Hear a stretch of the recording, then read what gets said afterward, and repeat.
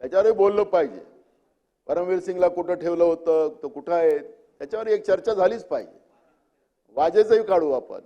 मग ते जो होता मेन कल्पिट त्याला कसं मारलं गेलं हे सगळं आपण काढू, त्याच्यावरही चर्चा करू. आपल्याला काही अडचण नाही आपली, कारण आपली दोघांची लाईन तीच नाहीच आहे. आपली लाईन एकदम सरळ आहे, महाराज चांगला राहिला पाहिजे.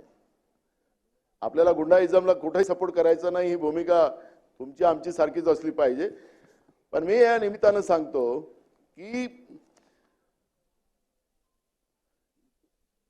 बॉम्बिंग ऑपरेशन जे झालं अध्यक्ष महाराज, मी मुद्दाहून त्या प्रश्नावर येतोय. अध्यक्ष महाराज, तुम्ही पाहिलं का पोलिसांनी कसं लाठीचार्ज केला? त्याचे व्हिडिओ आपल्याकडे पण आलेत अध्यक्ष महाराज, आपण बघा एकदा. जानवराला सुद्धा त्या पद्धतीने मारलं जात नाही, त्यालाही आजकाल ॲनिमल ऍक्ट आहे. माणसांना त्या पद्धतीनं, महिलांना त्या पद्धतीनं मारलं गेलं. पोलिसांनी स्वतः ॲटोचे फोडलेत काच, दुकानाचे काच फोडलेत, पोलिसांनी फोडलेत. तर पोलिसांचा गुंडाराज असं म्हणू आपण? पोलिसांवर कंट्रोल कोणाचा? कोणी लाठीचार्ज करायला लावला? कलेक्टर म्हणतो मी लाठीचार्ज करायला सांगितलं नाही. एसपी सुट्टीवर होते, कोणीतरी चार्ज मध्ये होते तिथे ऍडिशनल एसपी, तर म्हणते मला माहितच नाही. कोण तिथं आयजी गेलेत? कोणी लाठीचार्ज करायला लावला? सरकारने लावला? मी मुद्दामून तुम्हाला एक गोष्ट सांगितलं विखे पाटील साहेब, चुकून गृह खातं तुमच्याकडे आलं तर तुम्हालाही होईल अभ्यास त्याचा.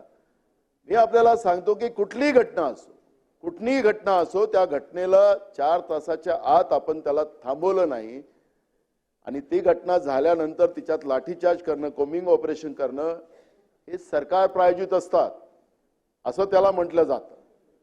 बेस तिला अडवलं पाहिजे हीच त्याच्यातली भूमिका असते.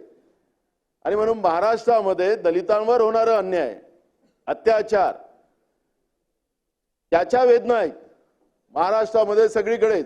आणि हरण्याच्या याच्यामध्ये मी राज्यपाल महोदयांच्या अभिभाषणावर मी बोलणार, त्याच्यावर आपण ते नंतर चर्चा करू.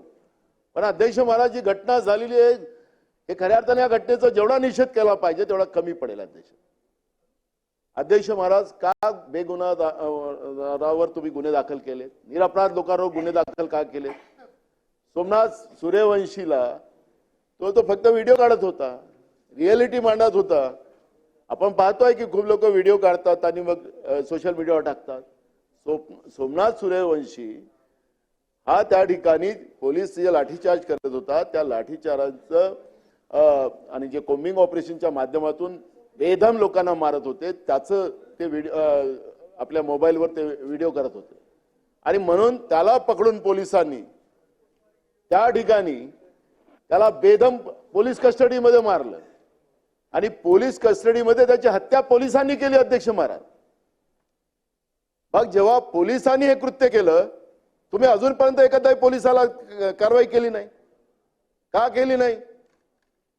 माझा प्रश्न तो आहे विखे पाटील साहेब, सरकार प्रायोजित मी म्हणत आहे, तुम्ही गुंडाच्या बाजूने आहे, गुंडाराज पोलिसांमध्ये तुम्ही आणलेला आहे, हे नाकारता येत नाही. विरोधक असतील त्याला पोलिसाला सांगतात गुन्हे दाखल करा. तुम्हाला माहितीसाठी सांगतो, तुम्ही विषय काढला म्हणून मी काढणार नव्हतो. हे आता घटना सुरू झाली बीडवाली. या बीडच्या घटनेमध्ये हा जो वाल्मिक कराड नावाच्या माणसाने या 2-4 दिवसामध्ये 200 गुन्हे दाखल केलेत लोकांवर. घरी पोलीस जातात त्याच्याकडे, पोलीस स्टेशनमध्ये जायची गरज नाही. खोटे गुन्हे 200 लोकांवर गुन्हे दाखल केलेत. अजूनही त्याचं वर्दस्त आहे, शासन तो चालवतो तिकडे. तुम्ही पोलिसांचं संरक्षण दिलेलं आहे त्याला. म्हणून मी सरकारवर आरोप करतो, व्यक्तिगत कोणावर करत नाही. सरकार कमजोर नाही, आमचे मित्र देवेंद्र फडणवीस हे सक्षम आहेत, पण ते सक्षम असताना सुद्धा हे जे कारवाई चाललेली आहे, तुम्ही माहिती घ्या. आता तुम्ही सरकार आहात, तुम्ही माहिती घ्या. त्यांनी या 2 दिवसामध्ये 200 गुन्हे दाखल केलेत लोकांवर पोलिसांच्या माध्यमातून. कशासाठी गुन्हे दाखल केलेत? काय करतात पोलीस लोक?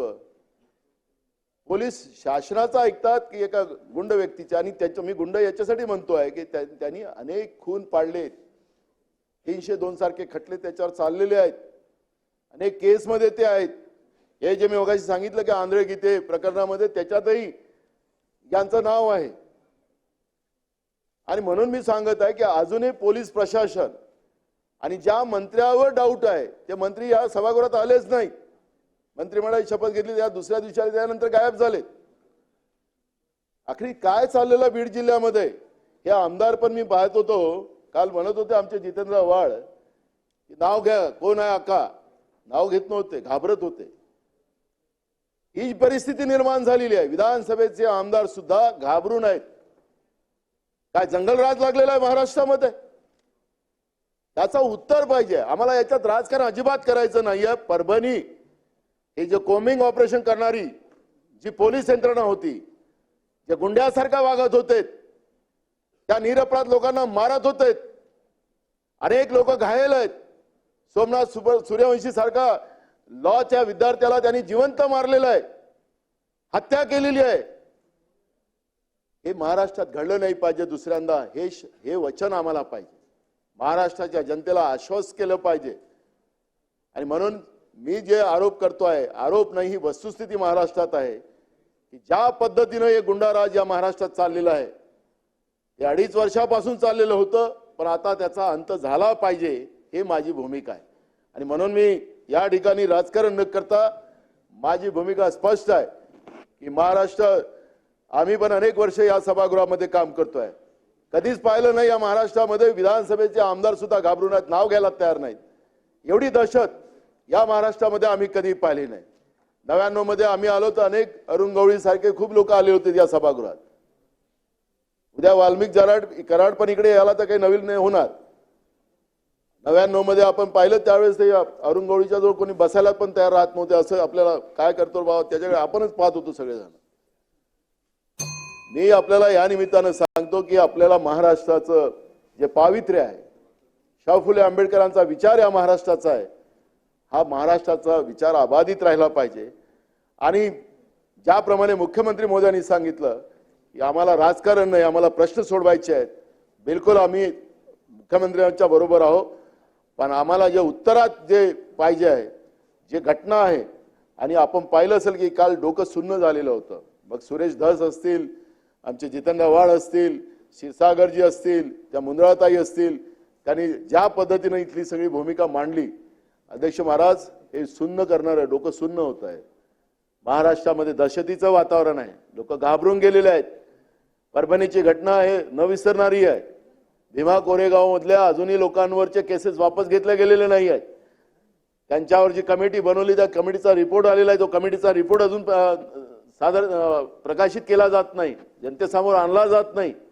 आखरी दलितांवर किती अन्याय आपण करणार, हा प्रश्न या ठिकाणी निर्माण झालेला आहे. आणि म्हणून माझी नम्र विनंती अध्यक्ष महोदय सरकारला आहे की सरकारने या सगळ्या उपाययोजना चांगल्या कराव्यात आणि एक प्रकारे ह्या सगळ्या व्यवस्था चांगल्या कशा करता येईल, हा गुंडाराज महाराष्ट्रातला कसा संपवता येईल, याच्यावर सरकारने, आणि पोलिसांमधला जो गुंडाराज आहे, पोलीस तर अध्यक्ष महाराज मी तुम्हाला सांगतो, कारण या पोलिसांचा दोष किती आहे मला माहिती नाही.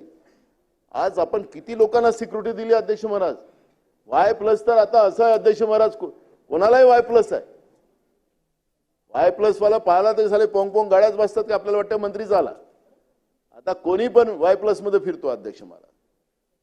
मला या निमित्तानं अध्यक्ष महाराज, महाराष्ट्रामध्ये किती लोकांना Y+ आहे, जे आमदारांना Y+ नाही मिळत अध्यक्ष महाराज, पण दिलं गेलेलं आहे. किती आमदारांना मिळाले ते Y+ आम्हाला माहिती मिळाली पाहिजे अध्यक्ष महाराज, कारण की हा जनतेचा पैसा आहे. पोलिसांना आम्ही पगार देतो ते जनतेचे पैसे आहेत. त्यांना कशासाठी Y+ दिलंय, कुठल्या थ्रेट त्यांच्यावर आहेत, कुठल्या थ्रेट त्यांच्यावर आहेत. 1 पोलीस 2 पोलीस आपण देतोय ते आपल्या राज्यामध्ये आहे, आम्ही तर घेतलीच नाही अध्यक्ष महाराज. पण मी तुम्हाला सांगतो की मुद्दा एक असा आहे की हा Y+ ही आजकाल तर एकदम कॉमन झाली अध्यक्ष महाराज. एकीकडे राज्याच्या जनतेच्या सुरक्षेसाठी पोलीस आमच्याजवळ नाही, पण आमदार, गुंडाइझम करणारी व्यवस्था, त्यांना अगर सुरक्षा दिली जात असेल तर जनतेने काय करावं, कोणाकडे पाहावं, हा एक